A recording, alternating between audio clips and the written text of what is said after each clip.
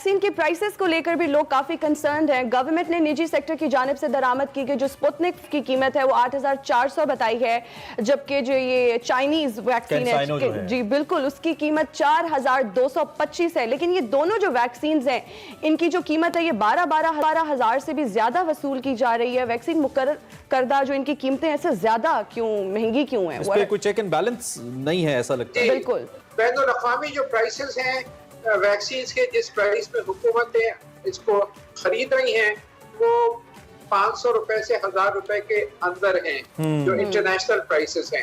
और मिसाल के तौर पे जो एस्ट्राजेनेका जो है उसकी प्राइस तकरीबन $2.25 यूरो है, जो कि तकरीबन 400 रुपए या 500 रुपए बनती है।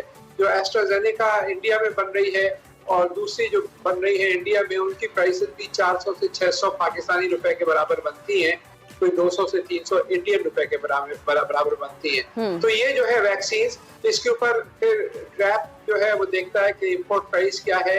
इसमें खास ख्याल ये रखना चाहिए कि बहुत ज्यादा इसको मुनाफा न कमाया जाए, ये ना हो कि लोग मर रहे हो, वैक्सीन मुहैया ना हो और इसमें प्रॉफिटेबिलिटी को, तो इसको यकीनन कंट्रोल करना पड़ेगा ट्रैप के जरिए, ताकि प्रॉफिटेबिलिटी का एलिमेंट जो है। हाँ, लेकिन कंट्रोल अभी नहीं किया जा रहा, क्योंकि आप खुद भी एक जिम्मेदार ओहदे पे हैं इस वक्त, और obviously minister for science and then obviously government से आपका इंटरेक्शन पे, तो इसीलिए नुक्ता हमने आपके सामने भी रखा कि इसको कंसिडर किया जाना चाहिए। क्योंकि आम लोग तो लोग साहब वैसे ही वैक्सीन नहीं लगवाना चाह रहे ना, लोगों के अंदर खदशात बहुत ज्यादा हैं, फिर इतनी कोई अवेयरनेस कैंपेन्स भी हुकूमत की जानिब से नहीं है। हम अपने शोज के अंदर अपने तौर पर तो ये करते हैं, लेकिन हुकूमती कोई उस तरह की कैंपेन्स हमें नजर नहीं आती कि वैक्सीन पे कन्विंस किया जाए लोगों को। हुकूमत तो फ्री में लगा रही है वैक्सीन, तो किसी पैसे चार्ज नहीं कर रही, तो जितनी वैक्सीन लग रही है हुकूमत की तरफ से वो सब तो फ्री लग रही है और एक प्राइस लग रही है, तो प्राइवेट सेक्टर के लिए सिर्फ है कि जो खरीदना राइट डॉक्टर इजाफा हो रहा है। लेकिन यहाँ पे जो मैं सवाल करना चाहूंगा वो हमने जिस तरीके से अब तक इसको केटर किया है, एक तो इस हवाले से हमें बता दीजिए, और दूसरा ये कि आप चूंकि टास्क फोर्स को हेड कर रहे हैं ministry of science and technology की, तो अब तक आपने इसके ऊपर आपकी टास्क फोर्स या मिनिस्ट्री ने क्या काम किया? चूंकि एक क्वेश्चन बड़ा हमारे जहन में आता है, वो वैक्सीन को लेकर आता है कि वैक्सीन हम खरीद तो रहे हैं, लेकिन पिछले 1 साल से कोविड भी है, हमने अपनी रिसर्च नहीं की है। मिनिस्टर फॉर साइंस कहते हैं कि फंड्स के शदीद इश्यूज हैं, तो इस पे भी जरा कौम को बताइएगा कि क्या पेशरफ्त है। जी, टास्क फोर्स के तहत तो बहुत सारा काम हुआ है।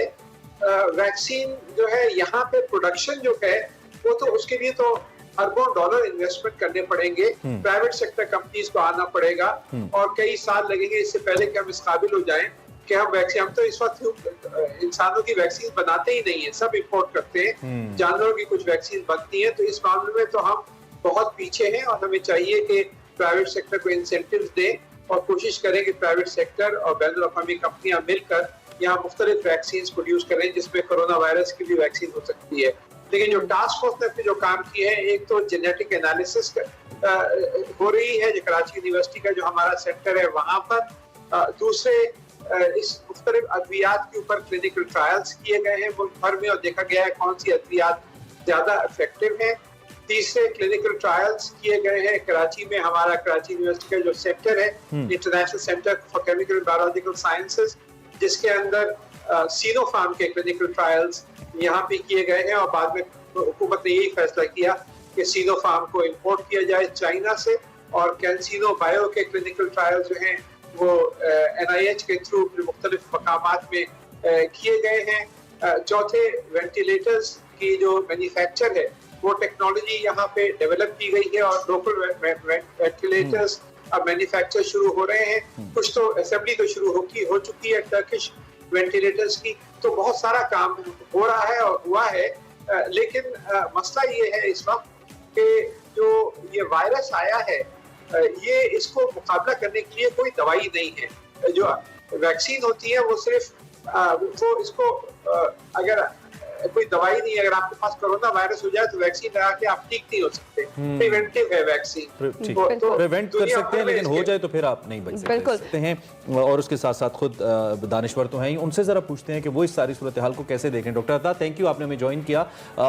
हम एक्सपेक्ट नहीं करे थे कि तीसरी लहर इतनी सरप्राइजिंग होगी हमारे लिए और इतनी डेंजरस होगी हमारे लिए, लेकिन रिजल्ट्स बहुत खतरनाक हैं। न सिर्फ पॉजिटिविटी रेशो बढ़ गई है, बल्कि जो डेथ टोल है उसके अंदर बहुत ज्यादा इजाफा हो गया हुआ है। तो इसमें अब तक जितने इक़दामात हुकूमत ने लिए हैं और जिस तरह शहरियों ने उसको फॉलो किया, आप उससे मुतमईन हैं? नहीं तो क्या करें हम? जरा ओवरऑल एनालिसिस रखिएगा हमारे सामने। जी शुक्रिया।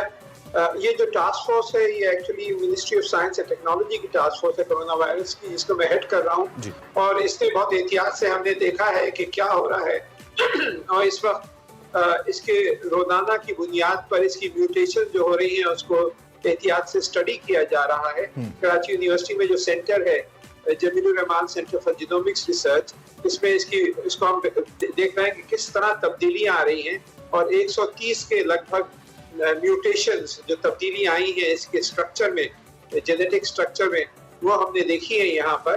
तो हुआ ये है कि ये एक आपने देखा होगा इस गेम नुमा ये होता है वायरस और इसके ऊपर छोटी छोटी घुंडियां लगी होती हैं और वो खास किस्म की प्रोटीन्स होती हैं जो स्पाइक प्रोटीन्स कहलाती हैं और फिर वो खलिये के साथ जुड़ती हैं, इंसानी खलिये के साथ, और वो खास रिसेप्टर्स होते हैं खलियों में, उनके साथ जुड़कर और फिर ये खलियों के अंदर दाखिल होती हैं और फिर जिस्म के अंदर मल्टीप्लाई करके जिस्म का जो मैकेनिज्म है फैलने का उसको टेक ओवर कर लेती है और मल्टीप्लाई करते हैं ये वायरस। ठीक है, ठीक तो है। ये जो है यहाँ पे म्यूटेशन आ गई है इस जगह पर, जिसकी वजह से इसका फैलाव बहुत तेज हो गया है और ये जो है बहुत ज्यादा अफेक्ट कर रहा है दुनिया भर में। ममालिक में आप देखें कि तीसरी वेव जो है उसने बहुत ही जबरदस्त तूफान की तरह ये फैला है। ब्राजील में आप देखें कोई 4000 अमवात हुई हैं 2 रोज पहले, और हमारी भी डॉक्टर पर डे पे 100 से ज्यादा अमवात तो हो ही नहीं है। खैर, इससे पहले कि मैं अगले सवाल की जाने जाऊं, जरा थोड़ा सा आपकी वीडियो का प्रॉब्लम है तो मैं इसको रिकनेक्ट है।